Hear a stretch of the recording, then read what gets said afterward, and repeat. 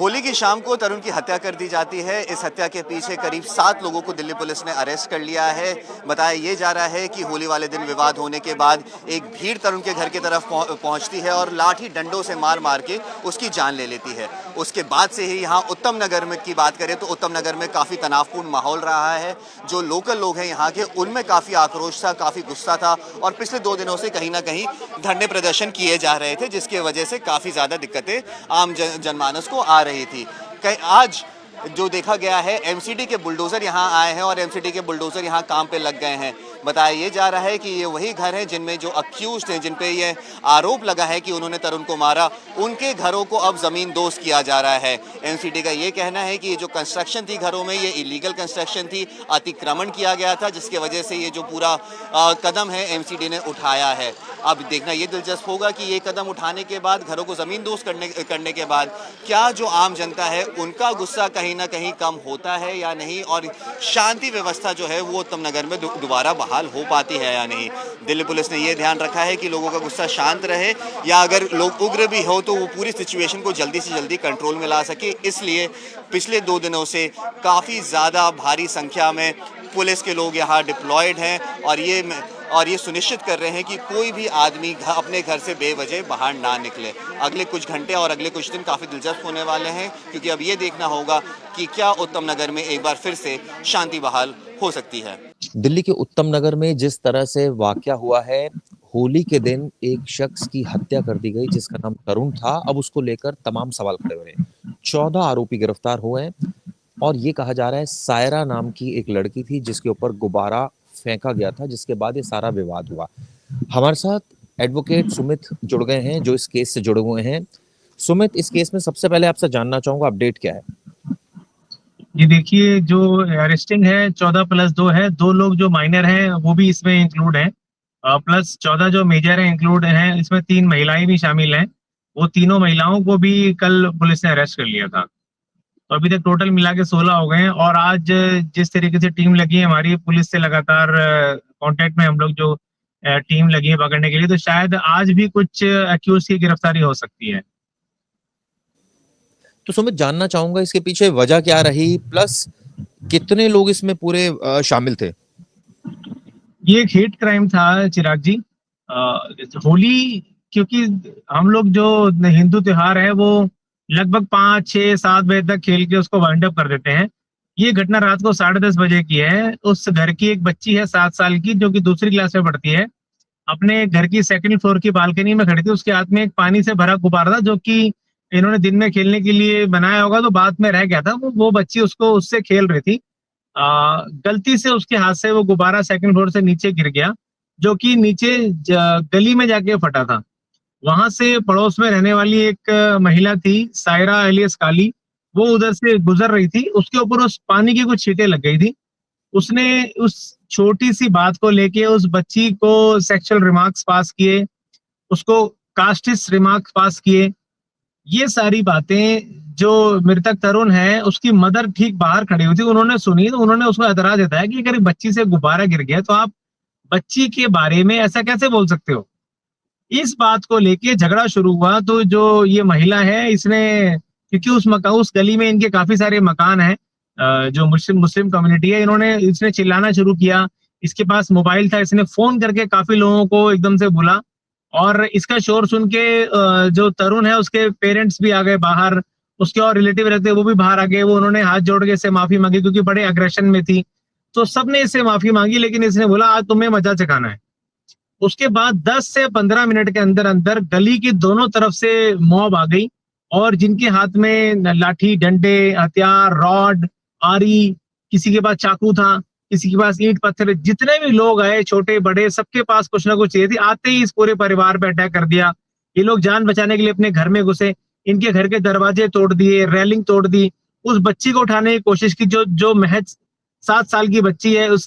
इसने सायरा ने बोला कि इस बच्ची को भी उठा लो। वो बच्ची 2nd फ्लोर पे थी। गनीमत यह रही कि उसका जो गेट था वो बड़ा मजबूत था और अंदर से वो लॉक था, क्योंकि रात को 10 बजे लोग लॉक करके सो जाते हैं, सोने की तैयारी हो रही थी, इसलिए उसका वो गेट नहीं तोड़ पाए। लेकिन उसके ऊपर जो बैल और जितनी चीजें, उसके कांच सब तोड़ दिए उन्होंने। ये जो लड़का है, ये होली नहीं खेलता था तरुण, ये उस जगह से लगभग 1.5 किलोमीटर दूर अपने दोस्त के घर पे था। इससे बोला था कि मैं होली नहीं खेलूंगा, मैं रात को 10:30 बजे के बाद आ जाऊंगा और घर पे आके सो जाऊंगा। ये स्टूडेंट था। और ये जब वहां से ये जब सारी चीजें हो रही थी तो सब लोगों ने अपने आप को घर में बंद कर लिया, लेकिन जो मॉब था वो गली में ही अपना वेपन शो करता हुआ इधर से उधर घूमता रहा। ऑल ऑफ द सडन तरुण को ये बात मालूम नहीं थी कि मेरे घर वालों से झगड़ा हो गया। वो अचानक से उस गली के कोने पे आया, इस पूरी मॉब ने उसको देख लिया और सारे जाके जो 20 से 30 लोग थे उसके ऊपर टूट पड़ी। और इस अचानक से उस हमले में तरुण को कुछ पता नहीं था कि ये क्यों हो रहा है, क्या हो रहा है। वो अपना बचाव भी नहीं कर पाया। वो उसके ऊपर चारों तरफ से घेर के धारदार हथियारों से हमला किया, लाठी डंडों से, जो जिसके हाथ में है उस तरीके से। आपने एक 5 सेकंड की फुटेज देखी होगी, वो किसी बच्चे ने अपने मोबाइल में बनाई थी। तो उसके अंदर आप देखो, सिर्फ वो 5 सेकंड की वीडियो है और लगभग ये पूरी घटना 10 मिनट तक चली है। 10 मिनट तक वो सारे लोग उसको बुरी तरीके से ब्रूटली मारते रहे। ये घटना है चिरागपुरी। लेकिन सवाल ये उठता है कि इस पूरे मामले में तरुण का तो कोई रोल ही नहीं था, क्योंकि वो तो वहां से अपने घर वापस आ रहा था और तब भीड़ उसके ऊपर टूट पड़ी। इसीलिए ये घटना हेट क्राइम की है, क्योंकि जिससे आपका झगड़ा नहीं हुआ, जिससे आपकी बातचीत नहीं हुई, आपने उसको क्यों मारा? सिर्फ इसलिए मारा कि वो आपकी कम्युनिटी का नहीं था, सिर्फ इसलिए मारा कि वो आप उसको टारगेट काफी दिन से कर रहे थे। ये इसके पीछे की वजह ये है कि वो जो कम्युनिटी है वो उधर रंगाई का और डाई का काम करती है। वो लोग काफी टाइम से इनको कह रहे थे कि ये कुछ मकान हमें दे दो ताकि हमारा जो रंगाई का काम आराम से हो सके, क्योंकि वो 25 गज के मकान है, छतें मिली हुई हैं। इनके जो सारा काम होता है इनके घर की छतों पे होता है। तो ये चाह रहे थे कि हमारे घर से जुड़े हुए जो 4-5 मकान हमें मिल जाए ताकि एक बड़ी एक फैक्ट्री लगा के अपना काम किया जा सके। ये जो फैमिली थी वो इस बात के लिए मना कर दी, क्योंकि पिछले 50-60 साल से लोग यहाँ रह रहे हैं। तो उन्होंने बोला कि हम तो काफी लंबे समय से रह रहे हैं, तो ऐसा हो नहीं सकता। तो ये जो तरुण था, इसको सिर्फ इन्होंने एक उदाहरण प्रस्तुत करने के लिए मारा है कि अगर हमसे उलझोगे तो यही अंजाम होगा आप लोगों का। मैं जानना चाहूंगा तरुण के घर में कौन कौन लोग रहते थे और ये घर में कितने फ्लोर हैं, कौन कौन से फ्लोर पे कौन कौन लोग रहता था? ये जितने भी तरुण के ना, एक्चुअली तरुण के चाचा ताऊ, तरुण के और रिलेटिव, कुछ 4-5 परिवार इनके हैं और सभी का मकान 3-3 फ्लोर का है। जिस मकान में तरुण रहता है उस मकान में उसके चाचा भी रहते हैं और उसके ठीक साथ वाला जो मकान है वो इसके ताऊ का है। तो मतलब ये तरुण के जो फादर हैं, ये 3-4 भाई हैं, सारे आमने सामने ही रहते हैं। इन सबके घर में तोड़फोड़ की इन्होंने। इनके फादर क्या करते हैं, इस बारे में कोई जानकारी मिली? पुलिस तरुण के फादर, हाँ, तरुण के फादर की आप बात कर रहे हैं जी? हाँ, तरुण के फादर सब्जियों का काम करते हैं। बहुत गरीब परिवार है। छोटी सी सुबह सुबह वो घर से निकलते हैं, देर रात को घर में घुसते हैं और कैसे कैसे करके ये तरुण को पढ़ा रहे थे। वो नहीं चाहते थे कि अगर मैं ये छोटी जगह पैदा हुआ हूं तो मेरा बच्चा इस जगह पे रहे। वो काफी मेहनत करके इसको स्टडी करा रहे थे और इसको अपने हेल्थ का भी बड़ा ध्यान था, तो इसलिए वो एक्सरसाइज भी करता रहता था। इससे किसी से कभी कोई झगड़ा भी नहीं था, कोई क्रिमिनल रिकॉर्ड भी नहीं है। जो कई जगह ये दावा किया जा रहा था कि दोनों परिवार की आपस की पुरानी दुश्मनी थी, ऐसा भी कहीं कुछ नहीं था। कोई पार्किंग को लेके विवाद नहीं था, कोई पुराना झगड़ा था ही नहीं। ये ऑल ऑफ द सडन एक छोटी सी बात को एक बड़ा इशू बनाने के लिए, सिर्फ इसी बात को बनाने के लिए आज ये छोटा सा मौका मिल गया कि इनको दबा देते हैं। और उसी क्रम में एक बच्चे की हत्या हो गई। और सिर्फ हत्या नहीं की, हत्या करने के बाद जब वो तड़प रहा था तो उनमें से एक शख्स ने उसके ब्लड में से अपना हाथ लगाया है और वो जो हाथ है वो वहां पास में एक खंबे पे लगा के गया है।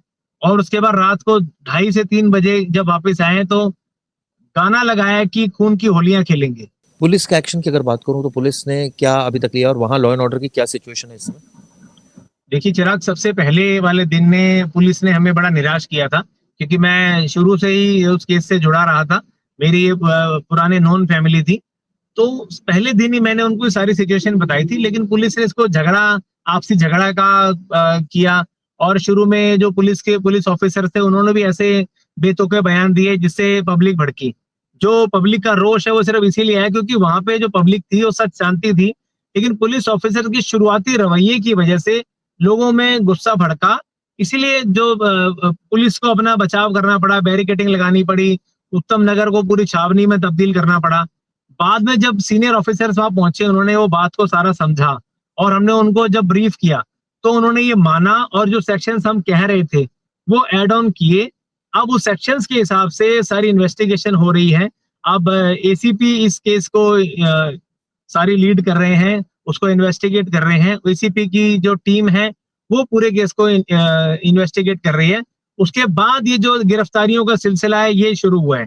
उससे पहले तो लोकल पुलिस इस मामले को थोड़ा डाउन लेके चल रही थी। शुरुआत में जो 4-5 लोग पकड़ लिए थे, बस वही चीज थी। जब लोगों का रोष खुल के सामने आया और हमने भी अपनी सारी बातें रखी विद एविडेंस, उसके बाद सीनियर ऑफिसर्स के कहने पे जो मधुप तिवारी जी आए थे, उस दिन के बाद से ये केस ने थोड़ा सा पंप अप किया है और मैं थैंक यू बोलूंगा तिवारी जी को।